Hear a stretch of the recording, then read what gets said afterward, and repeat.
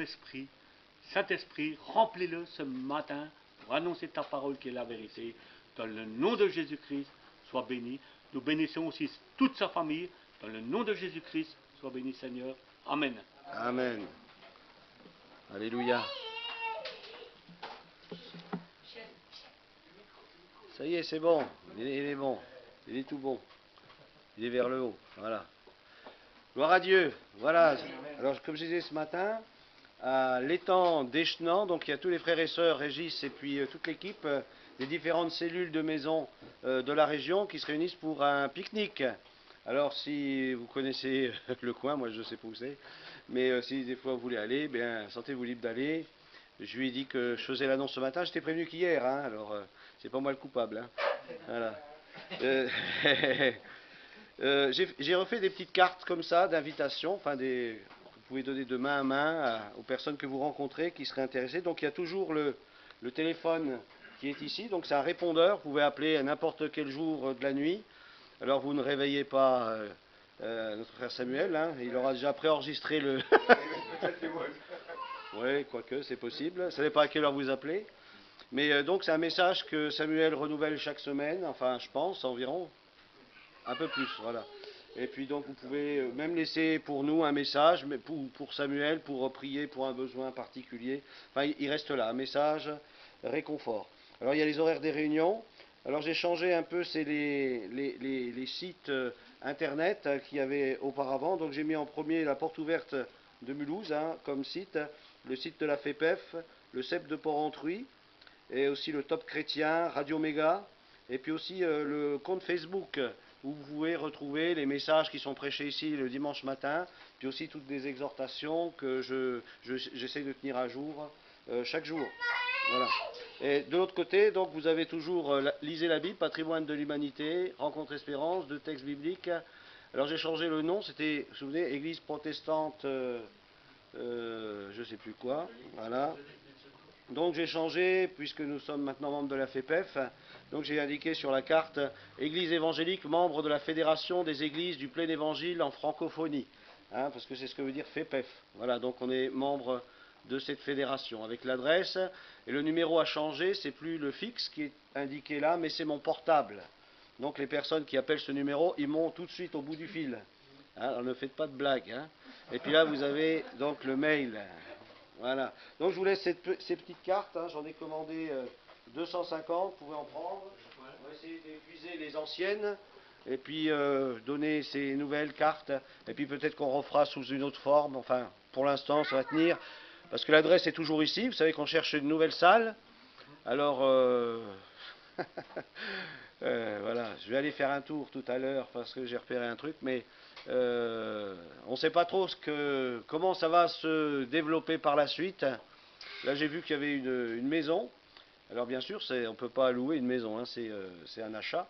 Donc, bon, Seigneur, c'est à toi qu'appartient l'or et l'argent. Hein, donc, on ne s'inquiète pas de ça. Ce qui est important, c'est d'être là où Dieu nous veut.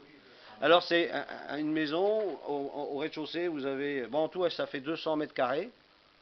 Donc, c'est déjà beaucoup plus grand qu'ici. Hein, donc, c'est pas mal. Et donc au rez-de-chaussée, il y a une partie commerce, et puis il y a un grand séjour et une cuisine. Et puis à l'étage, vous avez un F3, avec bien sûr salle de bain et tout ce qui est dans un appartement. Donc pourquoi pas, je ne sais pas. On est curieux, et puis on regarde, on va, on chine. Hein, on chine. Mais je sais que quand ça sera ce que Dieu a préparé, bien, il y aura une conviction dans le cœur en disant c'est ici. C'est là. Et je sais que je ne l'aurai pas que moi, il y aura aussi d'autres personnes qui l'auront. Quand ils rentreront dans le lieu, diront oui, c'est ici. Et puis à ce moment-là, qu'il faut acheter, qu'il faut louer, j'en sais rien ce qu'il faut faire, eh bien le Seigneur, eh bien on va prier, puis le Seigneur va agir. Hein, je crois que c'est comme ça qu'il faut faire, et le Seigneur, il a de grands projets, et je veux croire à ces projets. Voilà, on va tout de suite entrer dans le vif du sujet. Alors, je vais vous tenir jusqu'à midi, ça va aller? Hein, ça va aller, hein. Alors, appelez tout de suite, je serai un peu en retard. Ne t'inquiète pas, je suis à l'église encore. Hein, voilà. Alors je vous propose d'ouvrir la parole de Dieu dans l'évangile de Jean, au chapitre 5. Hier soir, on a eu donc une bonne réunion. J'ai été prêché donc à Delémont dans une petite église, petite assemblée, qui s'appelle l'Arc Jurassien. Et vraiment, on était bénis. les responsables étaient un peu déçus parce qu'ils n'avaient pas autant de monde. Il faisait beau, il y avait le match à la télé. Enfin bref, il y avait tout ça. Des circonstances, on ne peut pas dire atténuantes, mais exténuantes. Ouais. Mais vraiment, le Seigneur nous a bénis, ça nous a fait du bien. Beaucoup ont été encouragés et ils veulent nous réinviter assez rapidement. Mais bon, ça nous fait quand même beaucoup de route pour aller jusque là-bas. Mais ça sera aussi avec plaisir si on peut aussi y retourner. Voilà, donc je vous apporte leurs salutations. L'église de l'Arc Jurassien à Delémont. Voilà, Jean 5, verset 1er jusqu'au verset 15. On va dire que c'est peut-être un texte de circonstance avec la petite Charline. Que Dieu te bénisse, Charline. Et il va le faire. Alléluia. Après cela, il eut une fête des Juifs. Et Jésus monta à Jérusalem. Or, à Jérusalem, près de la porte des brebis, il y a une piscine qui s'appelle en hébreu Bethesda. Bethesda, signification maison de la miséricorde. Maison de la miséricorde. Et ça, c'est formidable, une maison de miséricorde. Une maison où on peut obtenir le pardon, le rétablissement, la réconciliation. C'est un beau nom, je ne sais pas comment ça s'appelle. Peut-être que... Pourquoi pas? C'est une solution, la miséricorde. Pourquoi pas? Alors, il y avait donc dans cet endroit 5 portiques. Et ce qui nous est relaté ici dans cette histoire, que sous ces portiques était couché un grand nombre. Un grand nombre. Alors, je ne sais pas dans votre esprit, qu'est-ce que c'est un grand nombre? Je pense que ça fait quand même pas mal de gens. Un grand nombre de malades. Alors, ce n'était pas simplement des petits malades, des petits maux de tête, mais il y avait des aveugles, il y avait des boiteux, il y avait des paralytiques qui attendaient le mouvement de l'eau. Il y en a beaucoup qui attendent, et ça ne vient jamais. Mais ils attendaient, tous courageux, fervents, dans cette maison de miséricorde. Alors, on pourrait dire que c'est une miséricorde un peu raccourcie, puisque c'était une miséricorde au compte-gouttes. Parce que de temps en temps, nous dit le texte, un ange descendait dans la piscine, prenait un petit bain, et il agitait l'eau. Et celui qui descendait, le premier, parce que si tous se jetaient, il n'y en avait qu'un. Un seul, le premier qui descendait dans l'eau, après que l'ange eut agité l'eau, était guéri. Quelle que fût sa maladie, que ce soit une maladie, personne qui a plus Dieu, imaginez, il tombe dans la piscine, il ressort, paf, 2 yeux bleus, formidable, 10 sur 10 à chaque œil. C'est beau, Quelle que fût sa maladie. Là se trouvait un homme, donc dans cet endroit, parmi tous ces malades, un homme malade depuis 38 ans. Hawa, 38 ans malade, imaginez-vous, mettez-vous à la place de cet homme, alors quel âge il pouvait avoir cet homme, on ne sait pas, mais il ne devait pas être tout jeune quand même, Je pense qu'il devait avoir autour de la quarantaine, peut-être un peu plus, je ne sais pas, ou si c'était peut-être une maladie de naissance, une maladie génétique, qui était là depuis des années, et puis voilà, parce qu'il n'y avait pas d'autre solution pour lui que d'attendre ce mouvement de l'eau, et puis en espérant qu'il tombe le premier dedans. Alors étant, comme le dit le texte, paralytique, ça devait être quand même pas mal compliqué pour lui. Jésus, l'ayant vu coucher et sachant qu'il était malade depuis longtemps, lui dit « Veux-tu être guéri ?» Le malade lui répondit « Seigneur, je n'ai personne pour me jeter dans la piscine quand l'eau est agitée. Et pendant que j'y vais, forcément, un autre descend avant moi. Lève-toi, lui dit Jésus, prends ton lit et marche. Aussitôt, cet homme fut guéri. Alléluia. Aussitôt que Jésus lui a commandé, cet homme s'est levé et était guéri. Il prit son lit et marcha. C'était le jour du sabbat, c'est-à-dire un jour où il ne fallait pas porter son lit. Et vous savez que Jésus était au courant que c'était le jour du sabbat. Il savait très bien que cet homme, en portant ce lit, allait contre le religieux, la bonne habitude religieuse de ne rien porter. Et cet homme qui était aussi couché sur ce lit savait que s'il portait ce lit-là, il pouvait avoir des problèmes avec le religieux, avec la religion. Alors quelque part, c'était un petit peu une mise à l'épreuve. Qui es-tu prêt de croire? En qui es-tu prêt à mettre ta foi? Et Dieu nous donne cette liberté-là. Et l'homme a fait le bon choix. Aussitôt cet homme fut guéri, il prit son lit et marcha. C'était un jour de sabbat. Les Juifs dirent donc à cet homme qui avait été guéri, c'est le sabbat, il ne t'est pas permis d'emporter ton lit. Il lui répondit, celui qui m'a guéri m'a dit. Et toi, et vous, eh bien, repassez. Hein. Moi, je préfère croire celui qui m'a dit, lève-toi, puis qui je me suis levé, que de vous entendre vous. Et ça fait 38 ans que je vous entends, et il n'y a pas grand-chose qui se passe. Hein. Mais celui qui avait été guéri ne savait pas que c'était Jésus, car Jésus avait disparu de la foule qui était en ce lieu. Depuis, Jésus le trouva dans le temple. Il a eu une bonne orientation. Hein. Il a retrouvé le sens de l'orientation hein, quand il était guéri. Hein, il n'est pas retourné dans des choses, mais il était dans le temple, dans la présence de Dieu. Et Jésus lui dit, voici, tu as été guéri. C'est formidable d'être guéri, hein, d'expérimenter la guérison, c'est formidable. Et Jésus lui met en garde sur quelque chose d'encore plus grave que 38 ans de maladie. Ne pêche plus de peur qu'il ne t'arrive quelque chose de pire. Cet homme s'en alla et annonça aux Juifs, annonça à tout le monde, il s'en fichait de tout ce que tous les autres pouvaient penser, mais lui il avait fait une expérience qui était tellement forte, tellement grande, que ce qui était important, c'était de rendre témoignage de ce que Jésus avait fait dans sa vie, qu'on soit content, qu'on ne soit pas content, peu importe. Lui, ce qu'il avait à cœur, c'est de dire ce qui lui était arrivé, comment il avait vécu cela.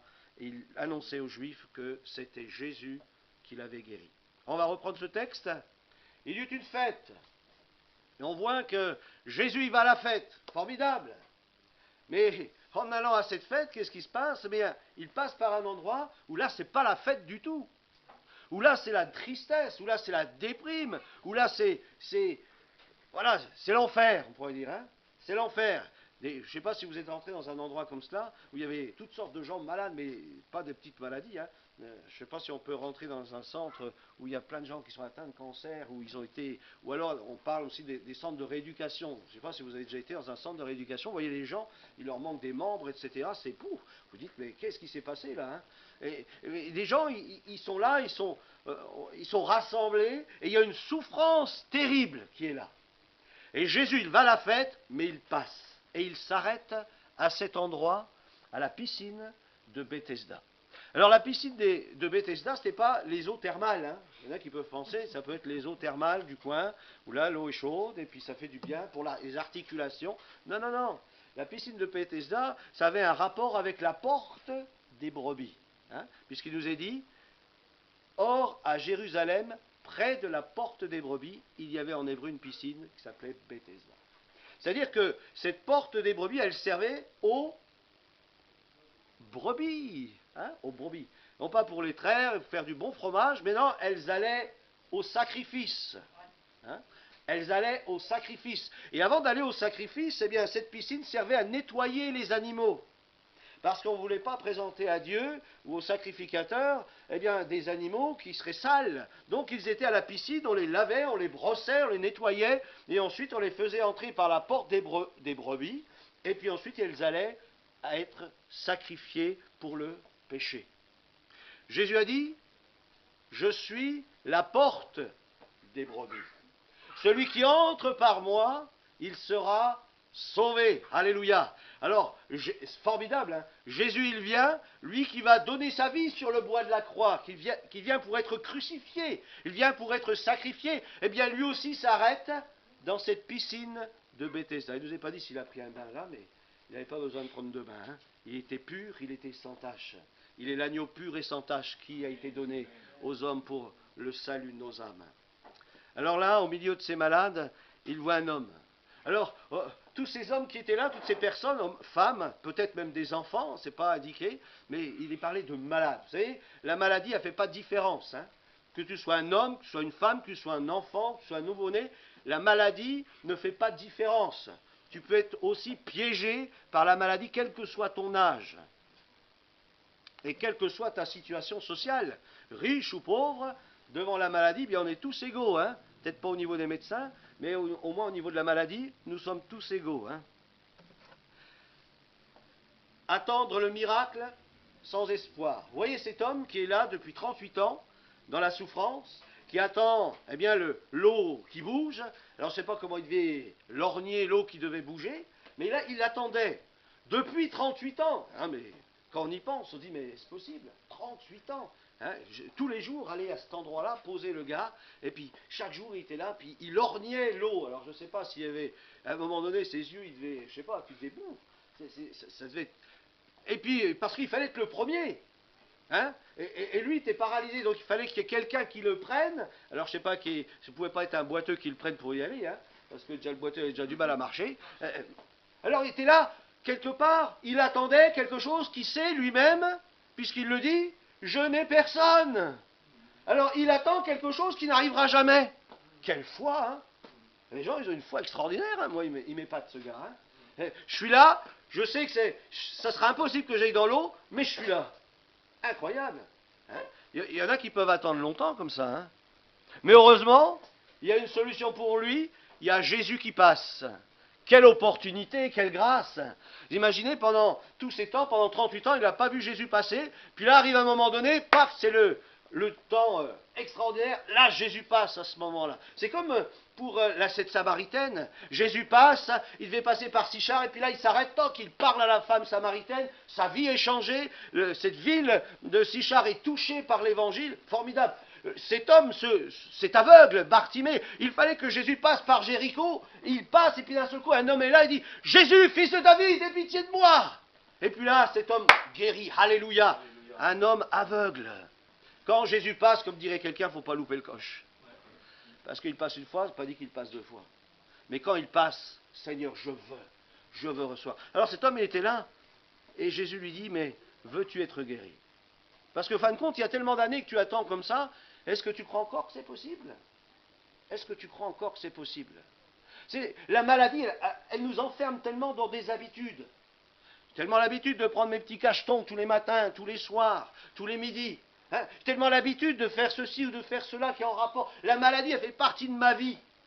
C'est ma maladie, d'ailleurs, on dit, hein, mon cancer, hein, mon diabète. Mais Jésus a dit, j'ai pris vos maladies, donc c'est plus à toi, c'est à Jésus la maladie.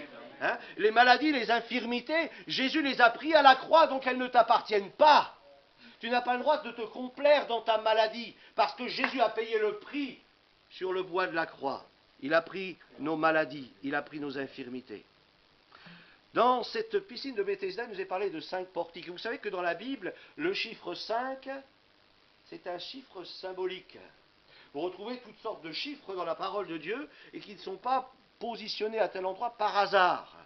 Quand vous lisez le texte de l'Apocalypse ou de la Révélation, vous voyez qu'il y a beaucoup de chiffres. Il y a 7 coupes, il y a 7 églises, il y a 7 chandeliers, il y a 7 étoiles.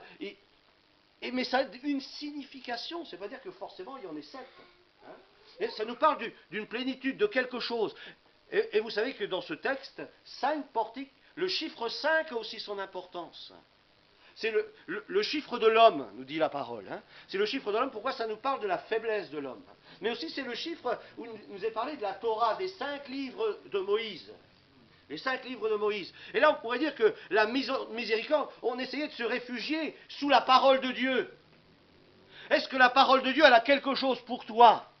La religion, elle peut t'apporter quoi? Une manière de vivre? Peut-être une manière d'avoir une vie plus ou moins droite, une manière de vivre, une manière morale, mais cela ne sauve pas, la religion ne sauve pas. Ce qui sauve, c'est le Sauveur. La grâce de Dieu manifestée en Jésus-Christ a la puissance de changer, de transformer ta vie et de sauver ton âme.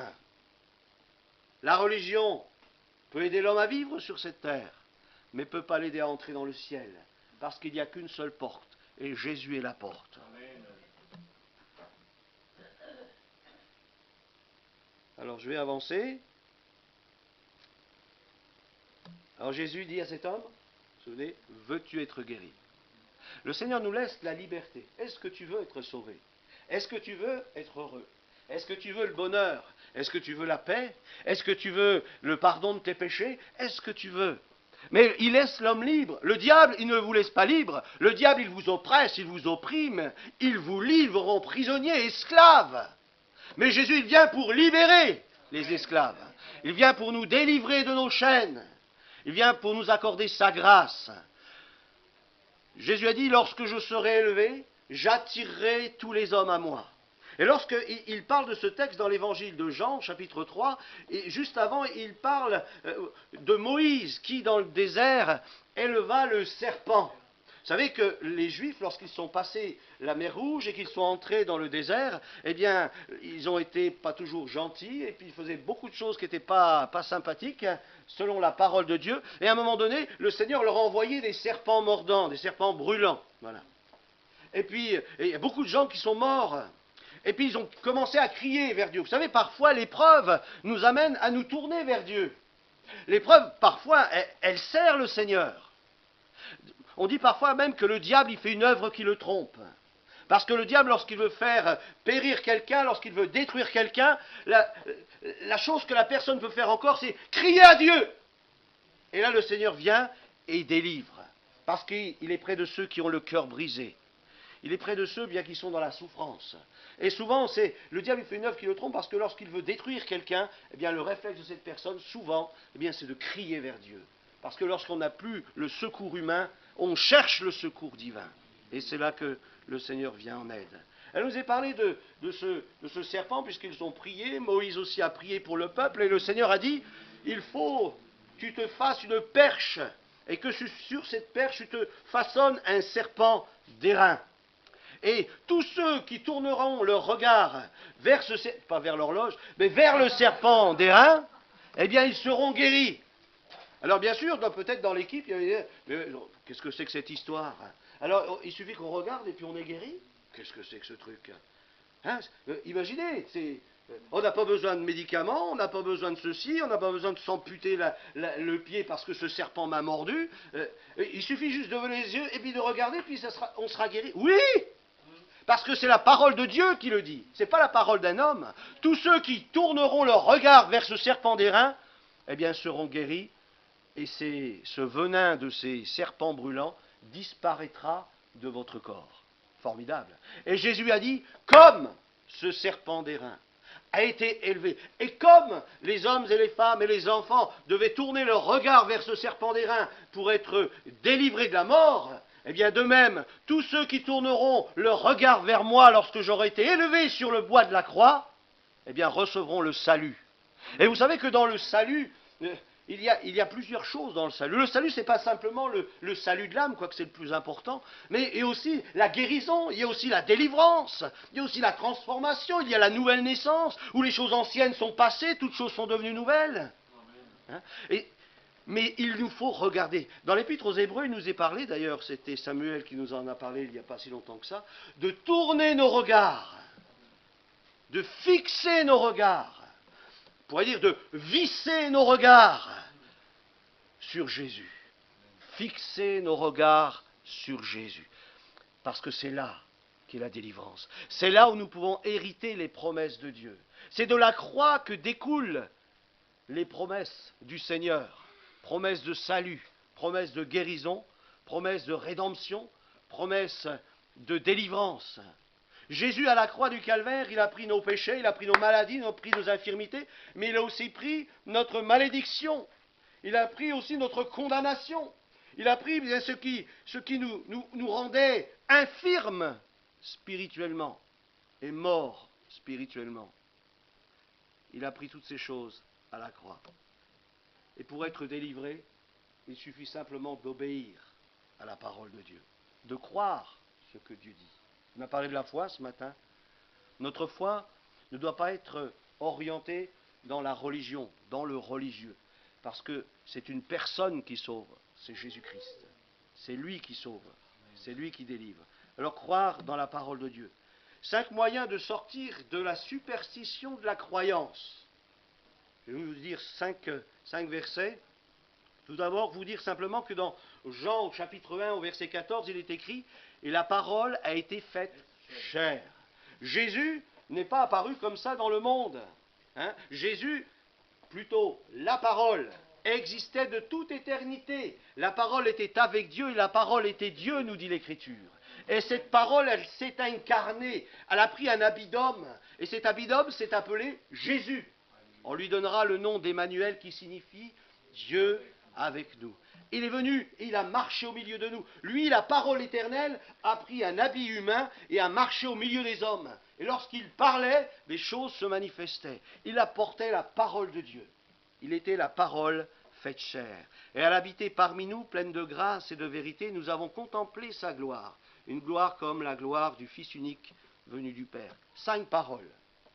J'aimerais que ces paroles puissent être gravées dans votre cœur, afin que vous puissiez vous appuyer dessus. Voilà ce que dit la parole de Dieu. Et si le diable vient vous dire les choses à votre oreille, vous pouvez lui répondre comme Jésus l'a dit, il est écrit. Et là c'est important de dire au diable, il est écrit. Tais-toi menteur. Je te lis, je te chasse au nom de Jésus. Parce qu'il est écrit, voici. Dans Jean chapitre 8, verset 12, Jésus a dit, je suis la lumière du monde. Je suis la lumière du monde. Je suis la lumière du monde. S'il te faut mettre ta foi en quelqu'un, s'il te faut croire quelqu'un, crois Jésus parce que lui, il est la lumière. Il est capable de t'éclairer et de te conduire parce qu'il éclaire ton chemin. Ta parole est une lampe à mes pieds, une lumière sur mon sentier. Et si tu veux la lumière, viens à Jésus, il t'éclaire. Et lorsqu'on ouvre la Bible, Dieu nous éclaire, Dieu nous révèle sa parole, et on comprend des choses, car le Saint-Esprit nous éclaire. Deuxième chose, Jean chapitre 10, verset 9. Je suis la porte. Je suis la porte. Ne cherche pas une autre porte. Il y a plusieurs portes dans ce monde. Il y a tant de sectes, il y a tant de choses qui peuvent nous éloigner de Dieu. Mais Jésus a dit, ce n'est pas nous qui le disons, ce n'est pas Rencontre et Espérance qui le dit, mais c'est la parole qui le dit. Jésus, il dit, je suis la porte. Si quelqu'un entre par moi, il sera sauvé. Il n'y a pas d'autre moyen de salut, comme on l'a entendu ce matin, il n'y a pas d'autre nom qui a été donné parmi les hommes par lequel nous puissions être sauvés, il n'y a que le nom de Jésus. Ce n'est pas une association, ce n'est pas un groupe d'individus qui peut venir, c'est à une seule personne, c'est Jésus-Christ. Jean 10, 11, je suis le bon. Amen. Alors il y a beaucoup de bergers, et puis aussi des bergères maintenant, hein. Il y a beaucoup de bergers. Mais il n'y a qu'un seul vrai, véritable berger, qui lui sait prendre soin de ses brebis. Lorsque tu es blessé, lorsque tu souffres, il est celui qui peut panser tes plaies et t'apporter la guérison dont tu as besoin. Je suis le bon berger, a dit Jésus. Qui c'est le voleur? Qui c'est le mercenaire? Amen. C'est le diable qui est le mercenaire ou le voleur. Hein. Lorsque ces brebis ils ont des problèmes, bien lui, il prend sa valise, puis il dit, ben, débrouille-toi. Si Dieu est réellement Dieu, débrouille-toi. Mais Jésus a dit, je suis le bon berger. Et je sais prendre soin de mes brebis. Alors viens en contact du bon berger. Viens te réfugier dans sa bergerie. Jean 11, 25. Un beau verset que j'aime beaucoup. Hein. Jésus dit une chose extraordinaire. Là où il y a la mort, là où il y a l'infirmité, là où il n'y a plus rien à faire, Jésus dit, je suis la résurrection et la vie. Amen. Alléluia. Je suis la résurrection et la vie.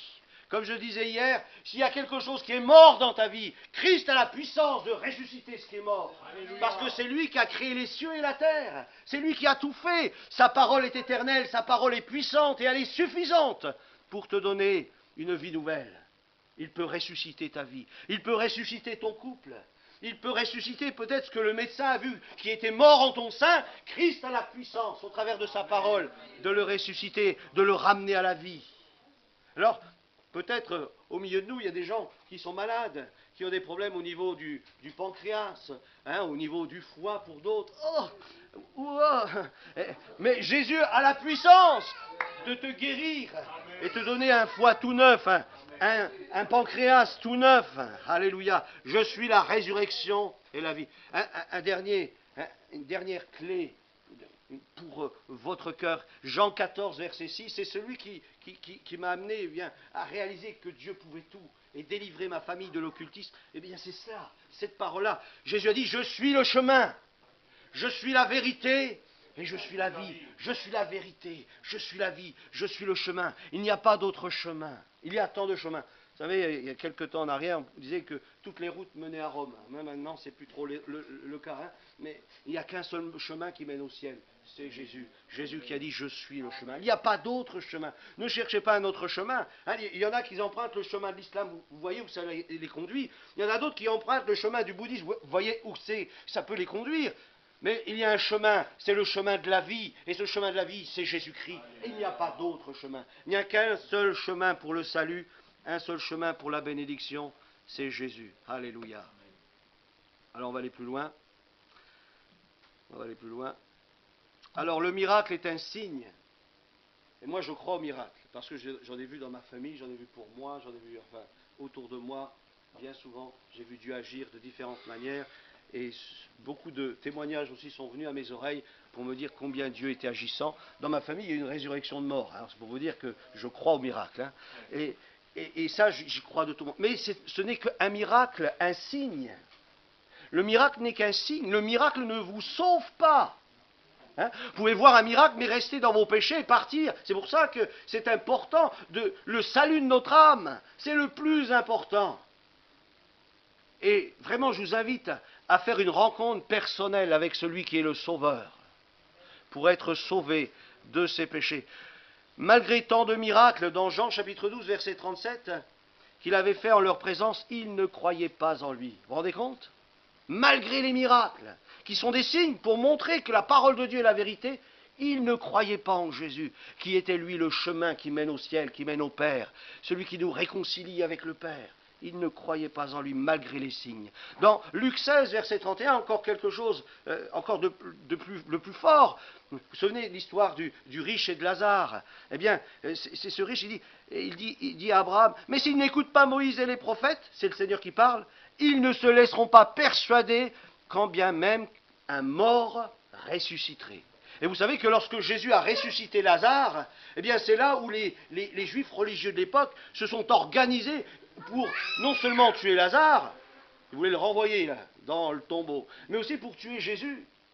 Il y a une forte opposition, parce que même s'il y a les miracles ne sont pas pour plusieurs le salut. Il faut naître de nouveau.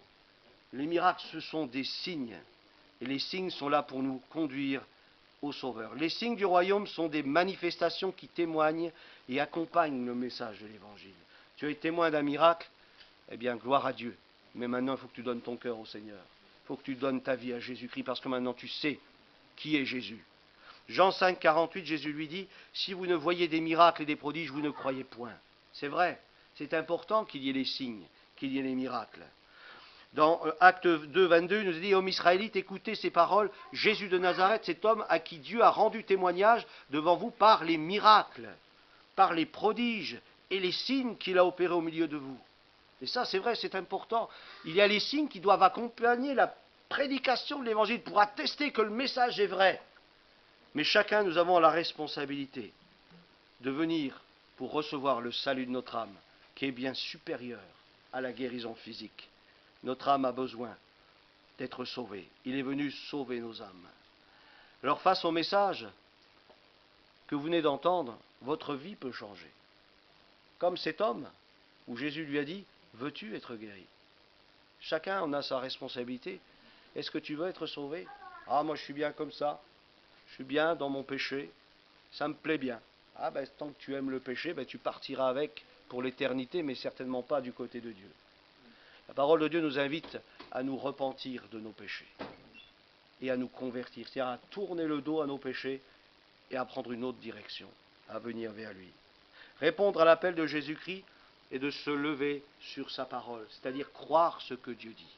Es-tu prêt à croire ce matin ce que Dieu dit? Non pas ce que je dis, mais ce que Dieu dit dans sa parole. Dire, Seigneur, bien je veux croire ta parole. Je veux faire l'expérience du salut. Sauve mon âme. Délivre-moi, Seigneur. J'ai tellement besoin de toi, de ton secours. Une chose formidable, c'est que Jésus a promis de faire toutes choses nouvelles.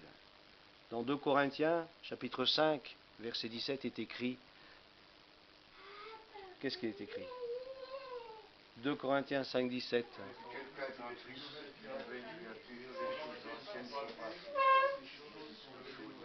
Amen. Les choses anciennes. Tu as la possibilité de changer de vie. en prenant une autre orientation, en choisissant le Sauveur. Je crois qu'on est presque arrivé au bout. On va prier le Seigneur maintenant. Alléluia. Notre Dieu, notre Père, nous voulons te remercier pour ta parole parce qu'elle est la vérité. Et Seigneur, merci pour tous les miracles que tu nous donnes de voir, d'expérimenter, parce que tu es fidèle, tu es un Dieu fidèle. Mais Seigneur, tu veux aussi sauver nos âmes. Tu veux nous sauver de l'enfer éternel. Tu veux nous amener à la vie pour recevoir la vie, pour le salut. Seigneur, tu vois ce matin les cœurs qui sont devant toi, ceux et celles qui ont besoin d'être sauvés.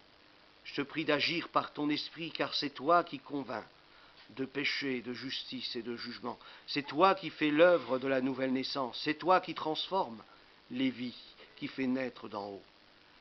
Seigneur, ce matin, attire les hommes à toi, qu'ils tournent leur regard vers celui qu'ils ont percé à cause de nos péchés.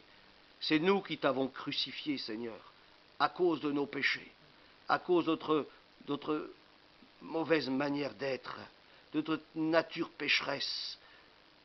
Seigneur, c'est nous qui normalement aurions dû être crucifiés à ta place.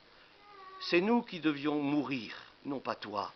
Toi, tu es le saint, le juste, mais tu as accepté de prendre notre place, notre malédiction, notre condamnation, de prendre sur toi le jugement divin pour que nous puissions être graciés et sauvés.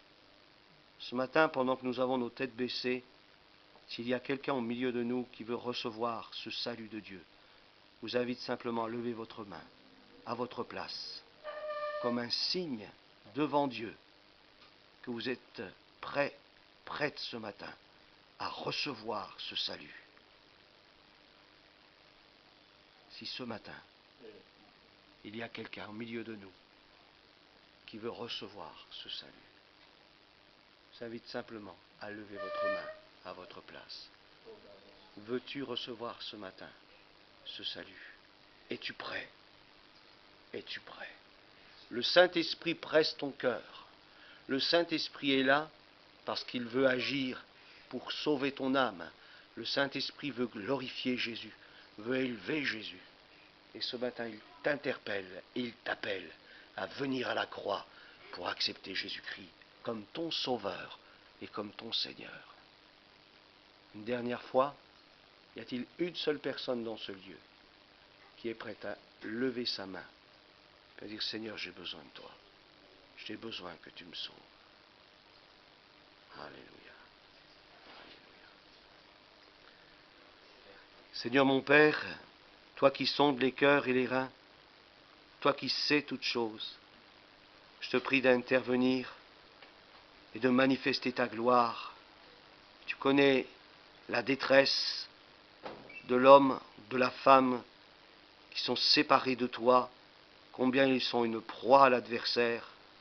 Et Seigneur, je veux croire que ce matin, au travers de ta parole, tu ne vas pas laisser, Seigneur, périr les âmes, mais que tu vas les travailler par ton Saint-Esprit pour leur salut. Merci Père, au nom de Jésus-Christ. Amen.